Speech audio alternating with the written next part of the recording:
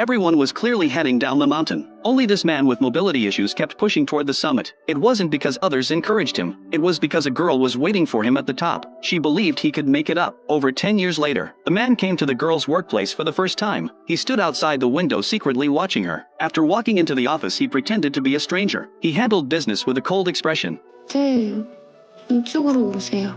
The girl was clearly the person in charge of this negotiation, but he deliberately ignored her. Actually, he was secretly protecting her. Protecting her as a lawyer was more effective than getting directly involved. When he first arrived at the company, he heard people bad-mouthing the girl. 이번엔 어린애 물었네? 여자 남신 다 시키는 스타일. He immediately walked over. He used his legal expertise to warn those spreading rumors. 허위 사실을 공공연하게 적시할 시 형법 제307조 제2항에 따라 명예훼손죄에 해당합니다. During the negotiation, he discovered the girl's supervisor wanted to steal her credit, so he deliberately made many demands. This made it difficult for the supervisor to handle. After he left, the supervisor blamed everything on the girl. He even said the project report the girl wrote was worthless, but the supervisor secretly withheld the report. He formed a new negotiation team. He kicked the girl out of the project group. Headquarters was coming to inspect the project progress. The supervisor wanted to seize the girl's work achievements. The girl had no idea what was happening. She ran to a hotel and drank alone. That report was something she worked hard to write. Convincing the old woman to negotiate was also her effort. Yet the credit was easily taken by someone else. She still had to keep apologizing to her superiors. This reminded her of when she couldn't save her grandmother. The same helplessness. The day she received the project, she wanted to give up, but her grandmother called to remind her. They had a promise. She absolutely couldn't be a deserter. But today she still broke that promise.